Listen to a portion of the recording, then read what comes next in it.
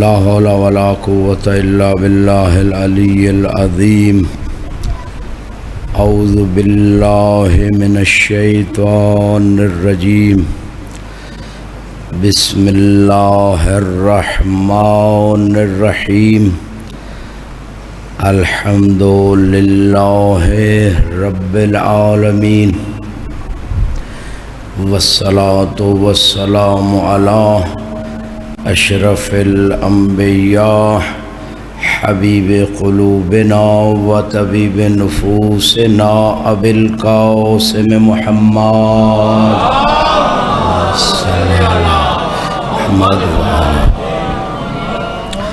وعلی آلہ الطیبین الطاہرین المعصومین المنتخبین المنتجبین واللعنت الدائم علی اعدائهم اجمعین رب زدنی علما رب اشرح لی صدری ویسر لی امری واحلل عقدۃ من لسانی یفقهوا قولی حسبنا اللہ ونعم الوکیل نعم المولا ونعم النصیر اما بعد فقد قال اللہ سبحانہ وتعالی فی کتابہ المجید بسم اللہ الرحمن الرحیم والعصر ان الانسان لفی خسر الا الذین آمنوا وعاملوا الصالحات وتواصوا بالحق وتواصوا بالصبر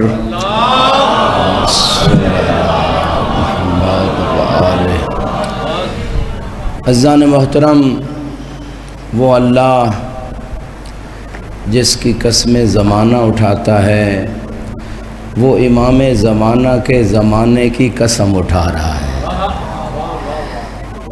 اور یہ بات تفسیر میزان میں روایت میں موجود ہے، یعنی کو اتنا مقدس زمانہ تو ہے جس کا آپ بھی انتظار کر رہے ہیں کہ اللہ اس مقدس زمانے کا، اس مقدس اور اعلیٰ ترین اور کامل ترین جامع ترین، کیونکہ خود اللہ کو قرآن میں بھی ہے فانتظروا انی معکم من المنتظرین، آپ بھی انتظار کرو ہم بھی انتظار کر رہے ہیں، کیونکہ اللہ نے یہ جو کائنات بنائی ہے، اس کائنات میں جب اللہ کا نظام کامل طور پر نافذ ہو جائے گا اس زمانے کو امام زمانہ کا زمانہ کہتے ہیں، سلامت رہے۔ لہٰذا اس مقدس زمانے کی قسم اٹھا کے اللہ یہ بندے سے کہہ رہا ہے کہ اے بندہ، میں تیرا خالق ہو کے بتا رہا ہوں کہ تو نقصان میں ہے، کیونکہ جب تک انسان کو یہ یقین نہ ہو کہ اسے مرض ہے وہ علاج کے لیے آگے نہیں بڑھتا ہے، لہٰذا جب تک انسان کو یہ یقین نہ ہو کہ وہ خسارے میں ہے پھر وہ اس حل کی طرف نہیں جائے گا جو خسارے سے بچانے والا ہے۔ ایک درود پڑھے بار محمد والا صلی اللہ۔ مجمع بہت زیادہ ہے، جو پچھلے برادران ہیں یہ آگے آ جائیں، کیونکہ غدیر کے ممبر سے تو یہی میسج ملا تھا کہ جو پچھلے تھے ان کو آگے بلایا گیا تھا، ایک درود بھی پڑھے اور آگے بھی آ جائیں۔ صلی اللہ محمد۔ پچھلے برادران کو شاید زیادہ گرمی لگ رہی ہے، لیکن ہم بلا فصل کے ماننے والے ہیں، خطیب اور سامعین میں زیادہ فاصلہ مناسب نہیں ہوتا، اسی لیے تو جو پچھلے برادران ابھی تک نہیں اٹھے ان کے لیے جملہ کہہ رہا ہوں۔ اس لیے تو اللہ کے رسول نے غدیر کے موقع پر ان لوگوں کے ممبر اپنے نیچے رکھ لیے تھے کہ جب تک ولایت کا اعلان نہ سن لے کہیں فرار نہ کر جائے۔ حیدری سلامت رہیں، سلامت رہیں۔ بارکب آپ کی مرضی ہے، میں نے 3-4 دفعہ کہہ دیا ہے، 3 سے زیادہ تو میں نہیں کہتا، اللہ کہ 5 مرتبہ کہوں تو شاید آپ آ جائیں، مل کے اندر آ جائیں۔ درود پڑھے بار محمد والا صلی اللہ محمد والا۔ تو اللہ کہہ رہا ہے میرے بندو 4 نسخے دے رہا ہوں، کوئی زیادہ لمبا چوڑا ٹائم ٹیبل نہیں ہے، کوئی اتنی بڑی میڈیسن کی لسٹ نہیں ہے۔ آج کل ڈاکٹر 10 ٹیسٹ لکھ دیتے ہیں، اور وہ میڈیسن بھی ایک اتنا بڑا پیپر کہ میڈیکل سٹور والے کو بھی آدھا گھنٹہ تو لگتا ہے دوائیاں دیتے ہیں۔ درود پڑھے ہمارے محمد اللہم صلی علی محمد و آل محمد۔ 200 کلومیٹر میں کر کے آتا ہوں، اگر ایسا درود پڑھیں گے تو پھر میں مجلس نہیں پڑھ سکتا۔ اللہم صلی علی محمد و آل محمد، مل کے درود پڑھیں۔ اللہم صلی علی محمد۔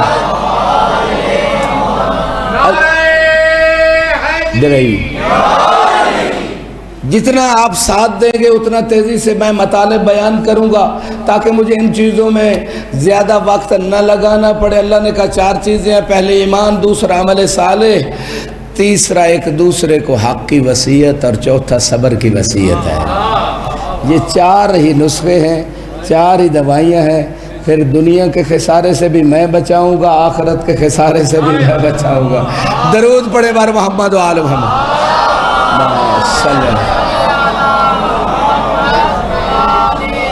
اب پہلی چیز ایمان ہے خسارے سے بچنے کے لیے۔ انسان کا ایمان جتنا مضبوط ہوتا چلا جائے گا اتنا خسارے سے بچتا چلا جائے گا۔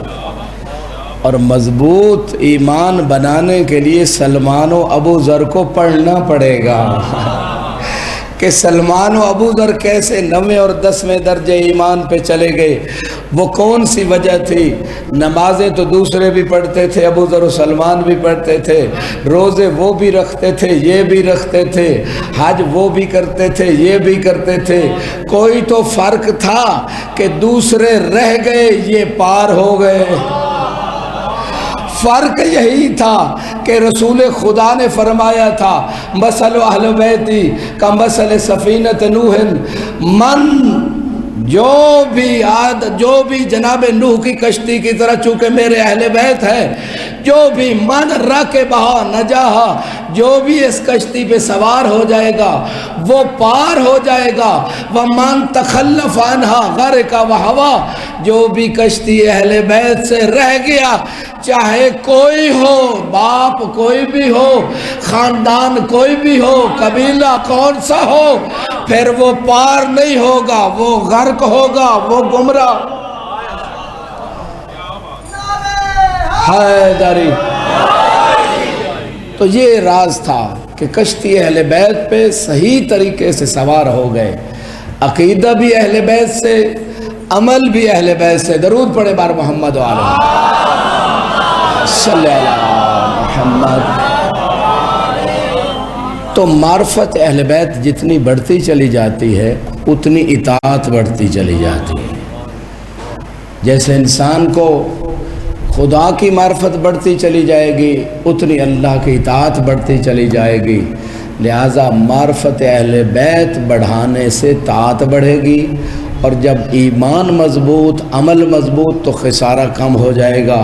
آج ایک واقعہ آپ لوگوں کے ایمان کی تازگی کے لیے، جو جناب عباس رسول خدا کے چچا نے خود رسول خدا سے سوال کیا تھا، یا رسول اللہ بِأَيِّ شَيْءٍ فُضِّلْتُمْ عَلَيْنَا، ہم بھی انسان ہیں، آپ بھی ظاہری طرح ہمارے طرح انسان ہیں، پھر کیا وجہ ہے کہ آپ کو ہمارے اوپر فضیلت کیوں ہے؟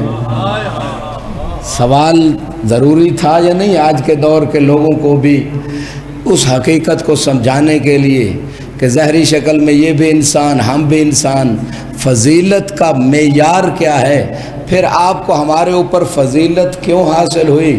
بہت اچھا سوال کیا۔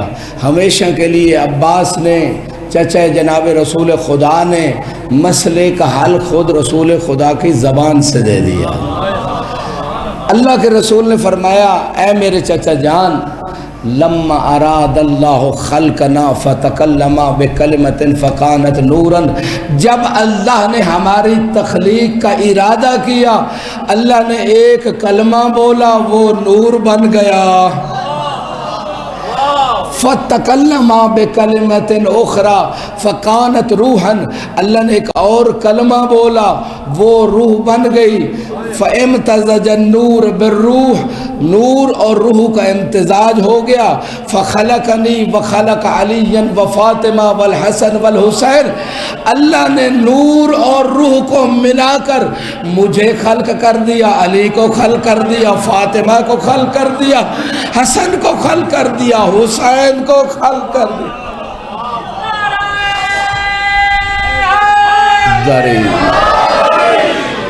سلامت رہے۔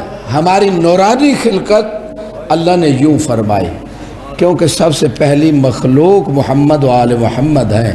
کافی میں روایت ہے اول ما خلق اللہ نوری، اللہ نے سب سے پہلے میرے نور کو خلق فرمایا ہے، اور پھر فرمایا انا و علی من نور واحد، میں اور علی ایک نور سے ہیں۔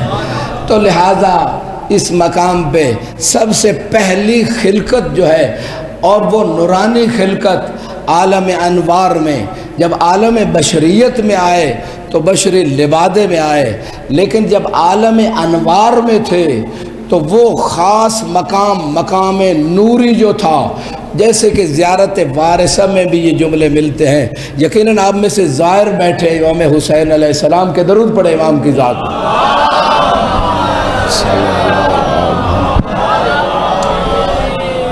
درود پڑھنا زامت سمجھ کے نہیں، رحمت سمجھ کے درود پڑھیں۔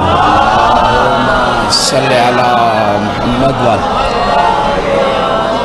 معتبر ترین زیارت وارثہ جسے آپ کہتے ہیں، اشہد انک کنت نورا فی الاسلاب الشامخہ والارحام المطہرہ، میں گواہی دیتا ہوں، امام فرماتے ہیں، امام کی زیارت پڑھ رہے ہیں، فرما رہے ہیں میں گواہی دیتا ہوں کہ تو وہ نور ہے، ان صلبوں میں تھا جو آدم سے لے کر ابو طالب تک، اور ابو طالب سے لے کر علی تک ساری صلبیں بلند و بالا تھی۔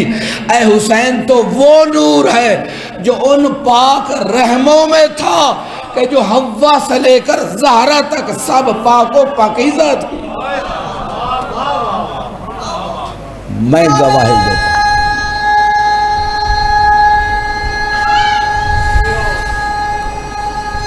حیدری سب صلبیں بلند و بالا، سب رحم پاک و پاکیزہ، تو وہ نور تھا جو ان صلبوں میں تھا، جو ان رحموں میں تھا۔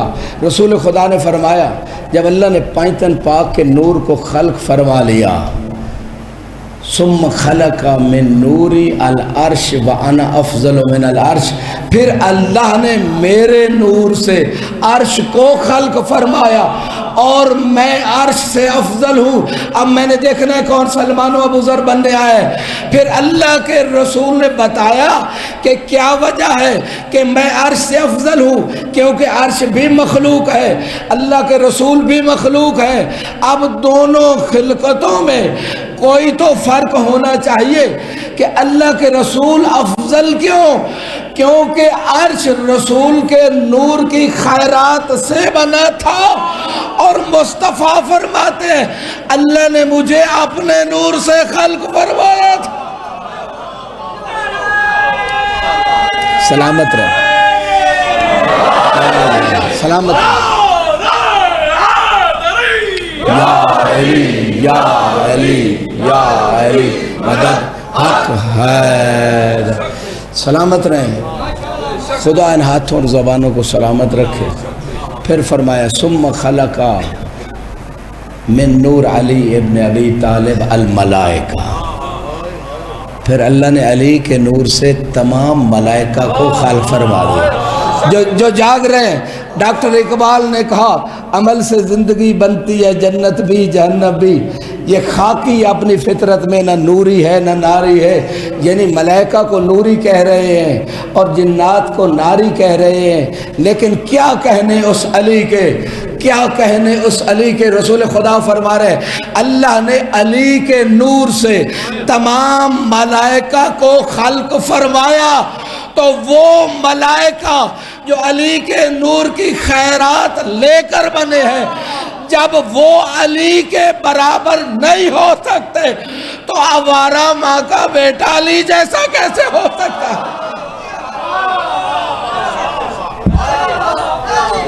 علی حق علی حق علی حق علی حق علی حق. سلامت رہے سلامت رہے حیدری سلامت رہے. پچھلے بندوں نے ساتھ نہیں دیا نعرے میں، کیونکہ یہ نعرہ خطیب کے لیے نہیں ہوتا، یہ فرشتوں کو لکھوانا ہوتا ہے کہ میں بھی منکر علی نہیں موالی علی ہوں. حیدری. چونکہ جو ابلیس تھا وہ بھی کہتا تھا کہ میں اللہ کو مانتا ہوں، وہ بھی کہتا تھا کہ میں سجدے کرتا ہوں، نمازیں پڑھتا ہوں. اللہ نے ٹیسٹ لے لیا کہ پتہ تو چلے کون پکا موحد ہے اور کون توحید کا لباس پہنے ہوئے ہے. اللہ نے کہا آدم کو سجدہ کرو. ابلیس نے انکار کیا، کہا بس تجھے مانتا ہوں، آدم کو سجدہ نہیں کروں گا. جب امام سے پوچھا گیا مولا یہ آدم کو سجدے کا حکم کیوں ہوا تھا، جو جاگ رہے ہیں، جو ایمان کی تازگی لینے آئے ہیں، میں نے دیکھنا یہ ہے کہ اللہ نے اتنی بھی زیادہ عبادتیں شیطان کی ضائع کیوں کی. امام سے جب پوچھا گیا مولا یہ آدم کو سجدے کا حکم کیوں ہوا تھا، میں نے دیکھنا ہے کون جاگ رہا ہے، کون گرمی کی تپش میں گھبرا کے بیٹھا ہوا ہے، کون ایمان کی حرارت لینے آیا ہے. امام نے فرمایا آدم تو فقط قبلہ تھا، کان امر و سجود تعظیم لنا و اکرام لنا. چونکہ اللہ نے ہمارے نور کو آدم کی پشت میں رکھا تھا، سجدے کا حکم اس لیے تھا چونکہ ہمارا احترام اور اکرام کروانا تھا.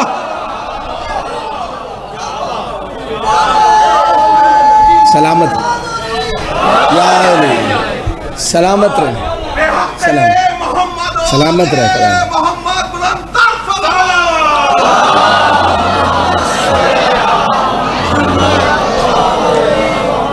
سلامت رہے. تو ملائکہ علی کے نور کی خیرات سے بنے ہیں، علی ملائکہ سے افضل ہے. اور پھر فرمایا ثم خلق من نور فاطمہ السماوات والارض، کہ اللہ نے جناب سیدہ کے نور سے 7 آسمان اور زمین بنا دی. اور یہ جتنی زمین ہے نا، ایک اور روایت میں بھی ہے، فرماتے گئے فاطمہ افضل ہیں آسمانوں اور زمین سے. اور یہ جتنی زمین، ایک اور حدیث میں، اب میں نے اگلوں سے مجھے کوئی شکوہ نہیں، میری نگاہ پچھلوں پہ ہے کہ پتہ نہیں وہ ہمارے ساتھ بھی ہیں یا نہیں ہے. اب ان کے لیے یہ جملہ عرض کر رہا ہوں، یہ جتنی زمین ہے، اللہ کے رسول نے ایک مرتبہ مولا علی کو علی و فاطمہ کے فضائل سناتے ہوئے، پتہ نہیں کوئی اتنے پسند ہے اللہ اور رسول کو آل محمد کے فضائل کہ پڑھتے بھی خود ہیں، سناتے بھی اپنوں کو ہے، کوئی اور پڑھے یا نہ پڑھے، ان کے فضائل جب خود اللہ اور رسول پڑھتے ہیں تو پھر علی کو ضرورت کیا ہے کہ کوئی اور فضائل پڑھے یا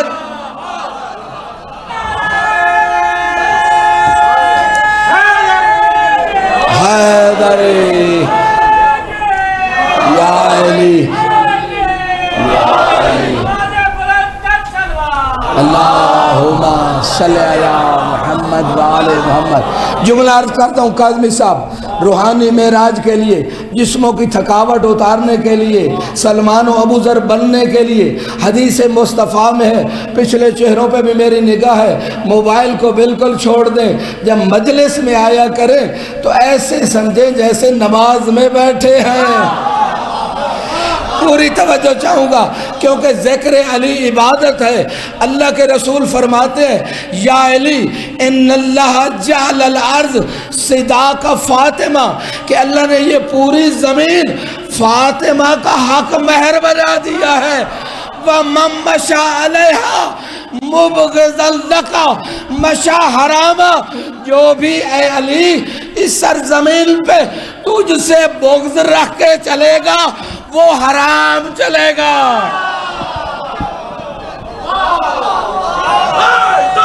حیدر حیدر حیدر حیدر حیدر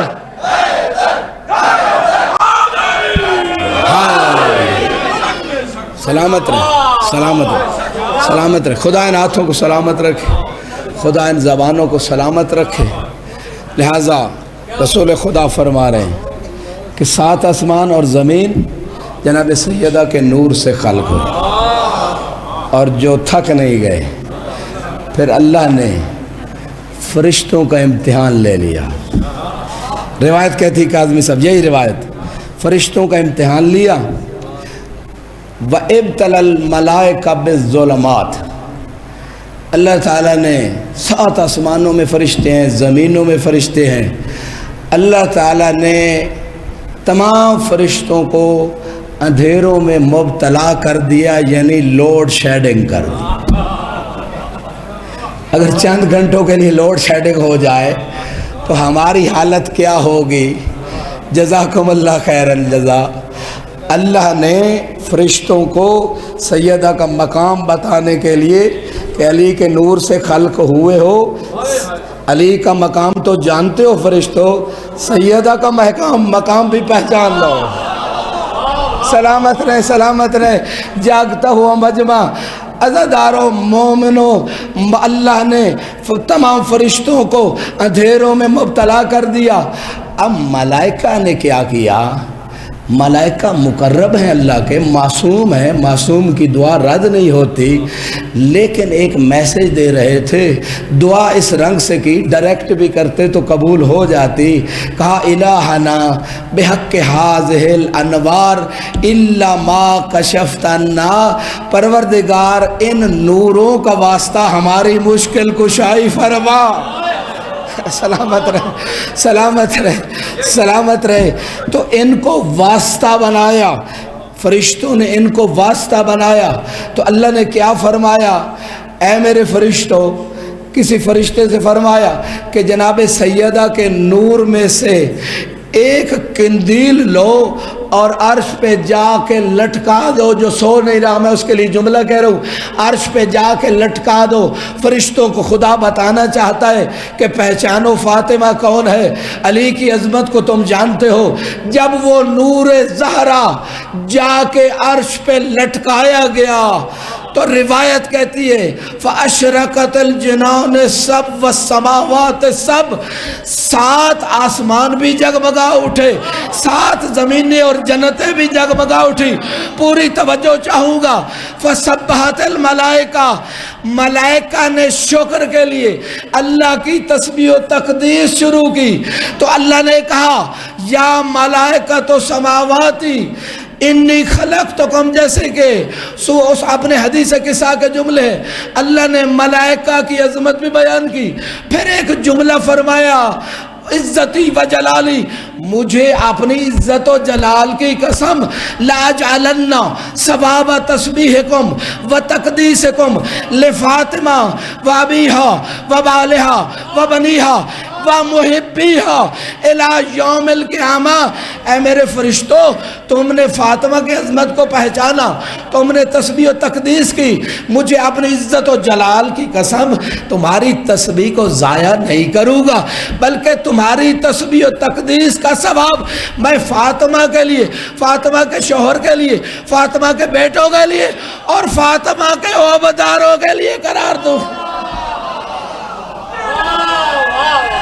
سلام، سلامت رہیں، سلامت رہیں. خدا ان ہاتھوں کو سلامت رکھے. تو اللہ نے ملائکہ کو جناب سیدہ کی عظمت کا تعارف کروایا. درود پڑھے بار محمد والا.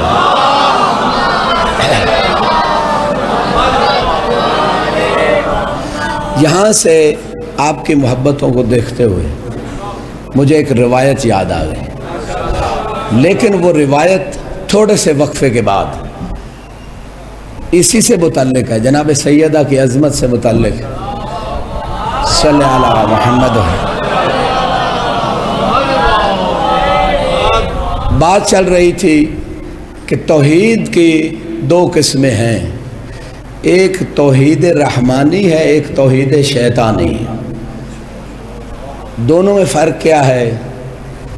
توحید رحمانی یہ ہے کہ اللہ کو بھی مانے اور جس کو اللہ منوائے اسے بھی مانے، یہ رحمان کی دی ہوئی توحید ہے۔ اور شیطان کی توحید یہ ہے کہ بس اللہ اور کسی کا نہیں ماننا کہ بس اللہ، وہ بس اللہ۔ آپ کا التفات دیکھتے ہوئے، قاضمی صاحب آپ کی محبت دیکھتے ہوئے مجھے امام رضا علیہ السلام ان کی ذات پر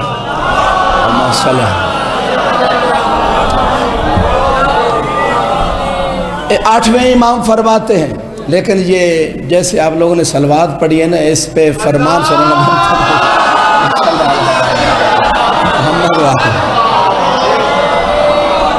ایک دفعہ پچھلے بھی مل کے صلوات پڑھ دیں۔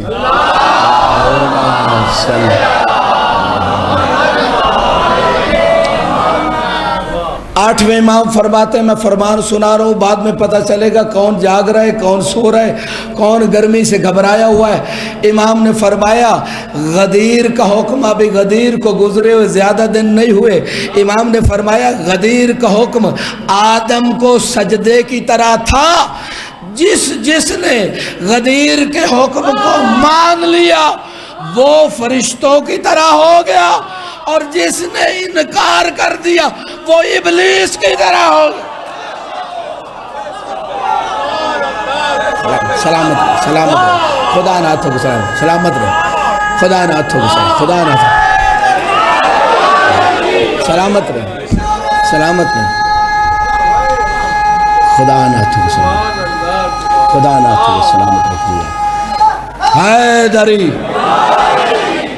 اب سمجھ آئی توحید رحمانی اور توحید شیطانی۔ رحمانی توحید یہ ہے کہ غدیر کو مانا جائے۔ ایک درود پڑھے بار محمد وآلہ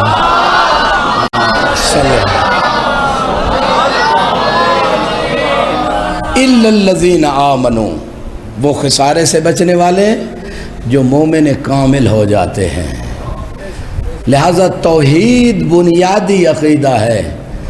خدا قرآن میں کہہ رہے ان اللہ لا یغفر ان یشرک بہ ویغفر ما دون ذلک لمن یشاء، خدا شرک کو معاف نہیں کرے گا، اس کے علاوہ جس کے لیے چاہے گا معاف کر دے گا۔ توحید فی ذات، خدا کو ذات میں وحدہ لا شریک ماننا، خدا کو صفات میں وحدہ لا شریک ماننا، خدا کو اس کے افعال میں وحدہ لا شریک ماننا، خدا کو شریعت بنانے میں وحدہ لا شریک ماننا، اللہ کو اس کی اطاعت میں وحدہ لا شریک ماننا، یہ ساری توحید کی قسمیں ہیں۔ لیکن توحید فقط زبان سے اقرار کا نام نہیں ہے، جیسے کہ مولا نے فرمایا تھا توحید عمل و جوارے سے بھی، یعنی آپ کا ہر ایمان، ہر عقیدہ آپ کے اعضاء و جوارے سے ظاہر ہونا چاہیے کہ واقعاً آپ اللہ کو وحدہ لا شریک مانتے ہیں۔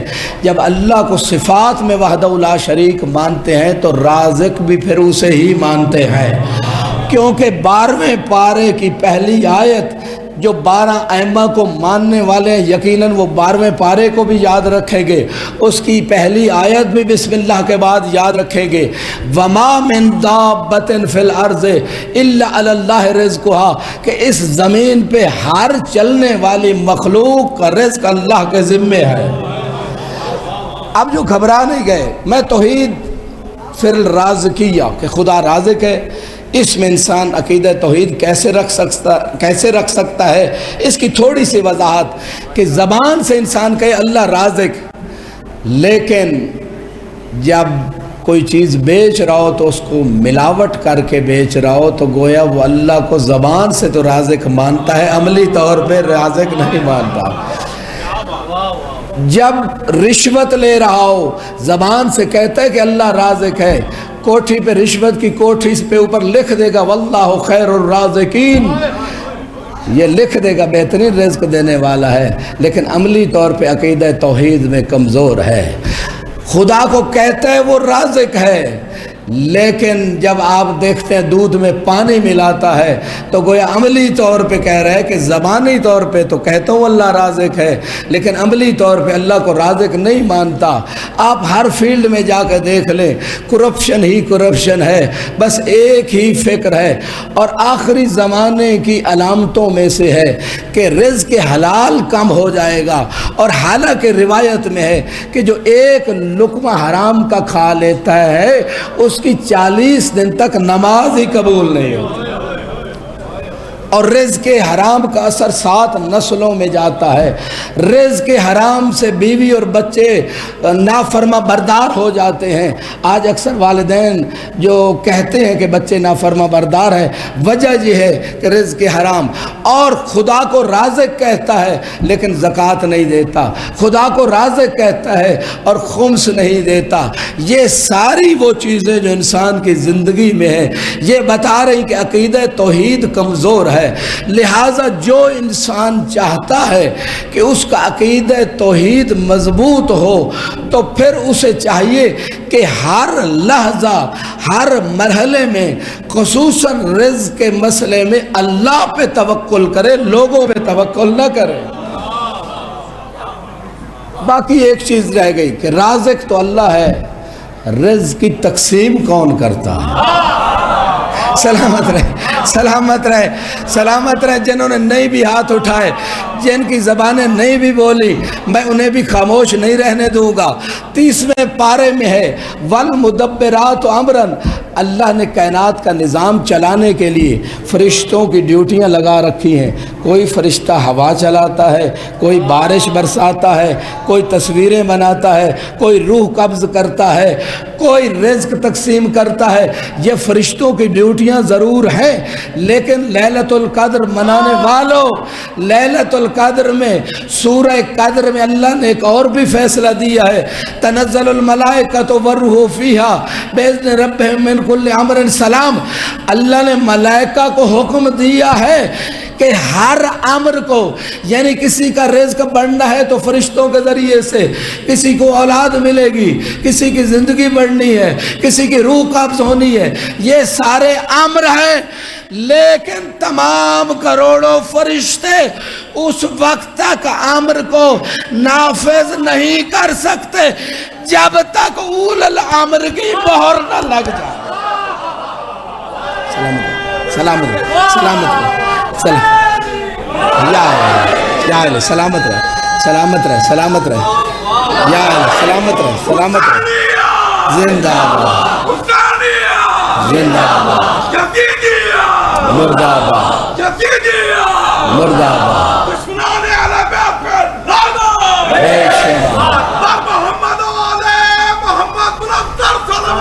اللہم صلی اللہ محمد۔ سلامت رہے۔ میں آپ لوگوں کو سلام کرتا ہوں، ملتان کا اہل معرفت مجمع، ملتان کا اہل ثقافت مجمع، میں سلام کرتا ہوں۔ لیکن جو چپ رہ گئے ہیں کہ علی رزق کی تقسیم کرتے ہیں، علی کے امر کے بغیر فرشتے بھی تقسیم نہیں کر سکتے، رازق اللہ ہے، جو چپ رہ گئے ہیں، سنی شیعہ کتابوں میں حدیث ہے، اب بھی اگر چپ رہے تو پھر روز قیامت پچھتائیں گے۔ کم از کم اپنی گواہی لکھوا لیں فرشتوں سے کہ مولا ہمارا عقیدہ ایسے ہی تھا۔ اللہ کے رسول نے فرمایا یا علی انت قسیم الجنہ والنار، جنت سے بڑا تو رزق کی کوئی نہیں، ہر نعمت ہمیشہ کے لیے۔ جو حوروں کی تلاش میں عبادتیں کرتے ہیں، جو شہد کی تلاش میں عبادتیں کرتے ہیں، جو دودھ کی نہروں کے لیے عبادتیں کرتے ہیں، انہیں جنت میں سے رزق اس وقت تک مل نہیں سکتا جب تک علی تقسیم نہ کر دے۔ علی حق، علی حق، علی حق، علی حق، علی حق۔ جہاں ملتی ہے اقبال روح کمبر کی، اس کو ملتی ہے روزی اسی خزینے سے۔ ماشاءاللہ، سلامت رہیں، سلامت رہیں۔ آپ لوگوں نے بہت اچھا سنا، لیکن چونکہ مصائب کے ایام ہیں میں چاہتا ہوں زیادہ دیر مصائب پڑھوں۔ یہ وہ ایام ہیں عزاداروں کہ اس میں رونے کے لیے الفاظ کی ضرورت نہیں ہے، کربلا والوں کا تصور ہی کافی ہے۔ آج چونکہ کاظمی صاحب نے فرمایا ہے کہ اس بچے کا تابوت اور شبیہ برآمد ہونی جسے امت نے ایک گھونٹ پانے بھی نہیں۔ اجرکم اللہ۔ وہ نہر فرات جو زہرا کا حق مہر تھی، جانور تو پانی پی رہے تھے، بیوی کے بچوں کے خیموں سے العطش کی آوازیں آ رہی۔ اجرکم اللہ۔ عزادارو، جب امام حسین نے آخری استغاثہ بلند کیا، حل من ناصر ینصرنا، ہے کوئی ہماری مدد کرنے والا؟ اور تو کوئی نہیں تھا، بس دو شخصیتوں نے جواب دیا۔ ایک چوتھے امام سجاد نے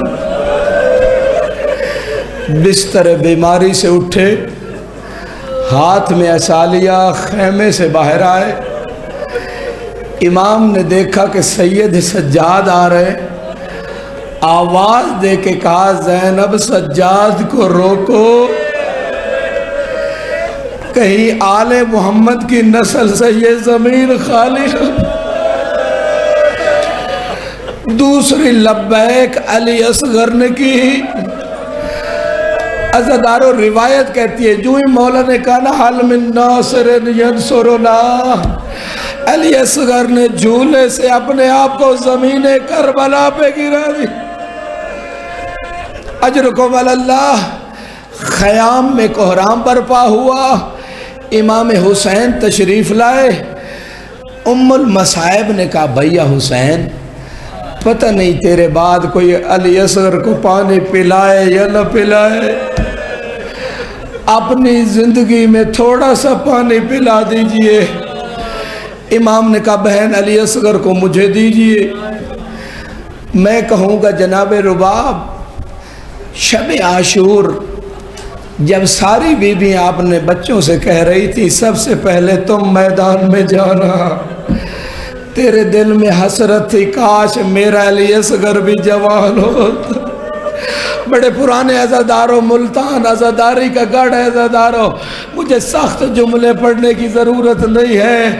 بی بی رباب کے دل میں حسرت تھی کاش میرا علی اصغر بھی علی اکبر کی طرح جوان ہوتا،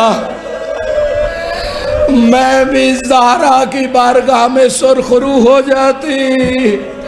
سیدہ تیرے بیٹے سے پہلے میرا علی اصغر میدان۔ اجرکم اللہ، اجرکم اللہ۔ خدا غم اہل بیت کے علاوہ کوئی غم نہ دے۔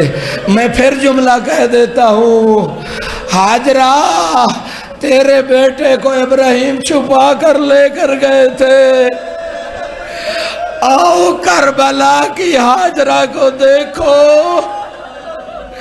خود اپنے بچے کو بھیج رہی ہے کہ جاؤ۔ حسرت تھی جناب رباب کی کاش میرا علی اصغر جوان ہوتا۔ عزاداروں سنو گے، بہنوں بیٹیوں کے لیے جملہ عرض کر رہا ہوں، علی اصغر کو جب مولا حسین نے اٹھایا نا اپنے کندھے پہ، علی اصغر کا چہرہ تھا جناب رباب کی طرف، اپنی خشک زبان کو ہونٹوں پہ پھیر کے کہہ رہا تھا علی اصغر اے اماں رباب گھبرانا نہیں، ایسی قربانی دوں گا کہ علی اکبر سے بڑی قربانی۔ اجرکم اللہ، اجرکم اللہ۔ اماں رباب گھبرانا نہیں ہے، لوگ علی اکبر کے بارے میں نہیں پوچھیں گے کہ علی اکبر کیوں مارا گیا۔ کوفہ و شام کے بازاروں میں ہر ایک یہی سوال کرے گا، اس 6 مہینے کے بچے کا کیا کر۔ اجرکم اللہ، اجرکم اللہ۔ بڑے حوصلے سے سنتے ہیں، خدا غم اہل بیت کے علاوہ کوئی غم نہ دے، اب میں ایسی قربانی دوں گا، ہر ایک سوال کرے گا، یہ علی اکبر تو جوان تھا، اس نے جنگ کی اس لیے مارا گیا، یہ 6 مہینے کے بچے نے کون سی جنگ کی تھی؟ او بابا کی ظاہری شکست کو فتح میں بدل کے نہ ہوں تو مجھے اپنا دودھ نہ بخشنا۔ اجرکم اللہ، بڑا گریہ کیا آپ لوگوں نے۔ عزادار و امام لے کے چلے ہیں، امام لے کے چلے ہیں علی اصغر کو، جا کے پانی کا سوال کیا، دعا کیا کریں کسی شریف کو کسی کمینے سے کوئی سوال نہیں۔ وہ پانی جو زہرا کا حق مہر تھا، آج حسین اپنے لیے نہیں 6 مہینے کے بچے کے لیے پانی مانگ رہے۔ عزادارو، حسین کو اس بات کا بڑا دکھ تھا جو خود مولا نے اس مصائب کو پڑھا ہے، جو علی اصغر کے لیے پانی مانگے مولا نے۔ یہ کب ہوا؟ جناب سکینہ کہتی ہے کہ جب میں 11 محرم کو اونٹ کے پلان سے بابا کے لاشے پہ گری، میں بابا کے کٹے ہوئے گلے پہ بوسے دے رہی تھی، ان بہنوں بیٹیوں کے لیے جملہ کہہ رہا ہوں جن کی چھوٹی چھوٹی اولاد ہے۔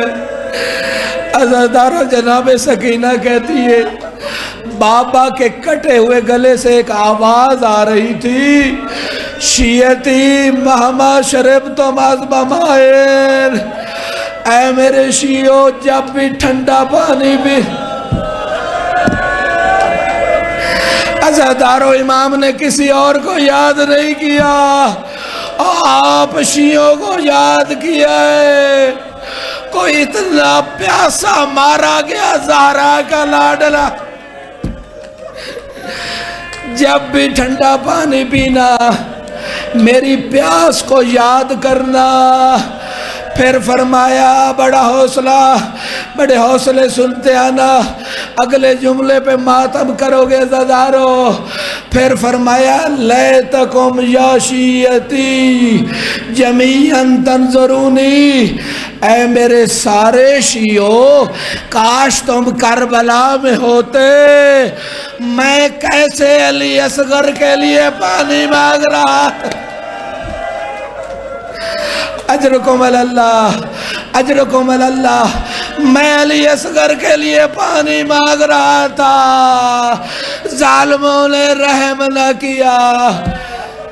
اجرکم اللہ۔ بس آخری جملے، بہت گریہ ہو چکا، امام چلے ہیں مقتل کی طرف، قوم سے خطاب کیا، ظالموں تم نے میرا عباس بھی مار ڈالا، تم نے میرا علی اکبر بھی مار ڈالا، اب میرے پاس یہ ایک 6 مہینے کا بچہ ہے، اپنے لیے نہیں اس کے لیے چند گھونٹ پانی کا۔ عزادارو قوم میں اختلاف ہوا، کوئی کہتے دے دو، کوئی کہتے نہ دو۔ اتنے میں عمر ابن سعد ملعون نے کہا حرملا کیا دیکھ رہے ہو، قوم کا نزاع ختم کرو۔ اجرکم اللہ، اجرکم اللہ۔ عزادارو اس ملعون نے ایک ایسا تیر لیا جو بچوں کے لیے نہیں جانوروں کے لیے استعمال ہوتا۔ بڑے حوصلے سے سنتے آنا، جب مختار نے حرملہ کو پکڑا، مختار نے 2 سوال کیے، حرملہ اتنا بتا تجھے علی اصغر پہ رحم نہیں آیا اور تو نے کیسے تیر چلایا؟ اجرکم اللہ۔ یہ ملعون کہتا ہے جب میں نے تیر کمان میں باندھا میں نے سارے جسم کو دیکھا، مجھے پتہ نہیں چلتا تھا کہاں تیر چلاؤں، اتنے میں علی اصغر کی ننھی گردن نظر آئی۔ اجرکم اللہ، اجرکم اللہ۔ علی اصغر کی چھوٹی سی گردن نظر آئی، میں نے تیر گردن پہ نشانہ باندھا، اور تمہارے بارے میں امام فرماتے ہیں جو ابھی تک نہیں رویا اس کے لیے جملہ کہہ رہا ہوں، زیارت ناہیہ کے جملے ہیں، میرا سلام ہو اس شہید پہ جسے ایسا تیر لگا جس نے ایک کان سے دوسرے کان تک ذبح کر دی۔ اجرکم اللہ، اجرکم اللہ۔ بس آخری جملے، بڑا گریہ کیا آپ لوگوں نے عزادارو۔ امام حسین نے علی اصغر کے خون کو چلو میں لیا۔ روایت کہتی ہے مولا حسین کے چہرے کا رنگ بدلا، چہرے پہ موت کی زردی چھا گئی۔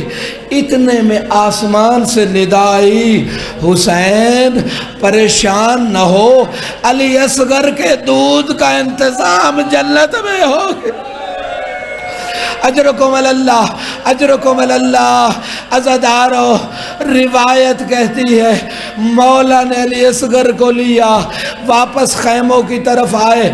بعض روایتوں میں ہے حسین کبھی آگے بڑھتے تھے کبھی پیچھے ہٹتے تھے، کہ سکینہ سے وعدہ کر کے آیا تھا تیرے علی اصغر کو پانی پلا کے لاؤں گا۔ اجر کو بس آخری جملے عزادارو، سکینہ سے وعدہ کر کے آیا تھا پانی پلا کے لاؤں گا، کہیں سکینہ کی روح پرواز ہی نہ کر جائے۔ عزادارو، حسین نے اپنی تلوار سے علی اصغر کی ننھی سی قبر کھودنا شروع کی۔ تلوار زبان حال سے کہہ رہی تھی مولا میں تو تیرے دشمنوں سے لڑنے آئی تھی، اور مجھے کیا پتا تھا تیرے بچوں کی قبریں بنانا پڑے۔ اجرکم اللہ، اجرکم اللہ۔ مولا نے چھوٹی سی قبر بنائی، اپنے ہاتھوں سے علی اصغر کو اس گرم زمین پہ رکھا جس کے بارے میں میر انیس کہتے تھے اپنے اشعار میں کہ اتنی گرم زمین تھی کہ اگر دانہ بھی گرتا تھا کربلا کی زمین پہ، اگر دانہ بھی گرتا تھا تو وہ بھن جاتا تھا۔ ارے علی اصغر کا بدن کتنا نازک تھا۔ اجرکم اللہ۔ عزادارو، بس آخری جملے بہنوں بیٹیوں کے لیے جن کی چھوٹی اولاد ہے، مولا نے علی اصغر پہ گرم ریت ڈالنا شروع کی۔ ماتم کا عزادار، عزادار مولا نے حسین جیسا نرم دل باپ، علی اصغر جیسا نرم و نازک بچہ، ریت ڈالتے ڈالتے جب علی اصغر کے چہرے پہ پہنچے حسین نے منہ پھیر لیا۔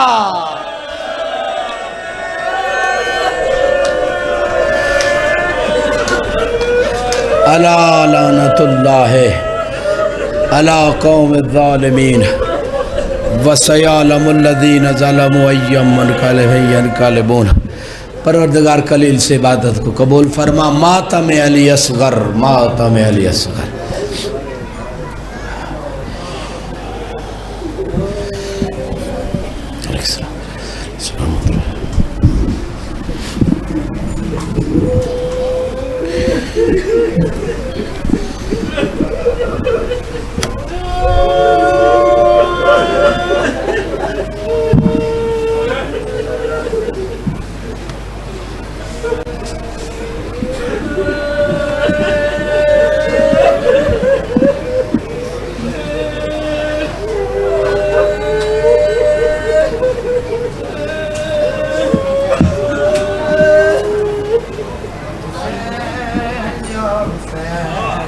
یا حسین یا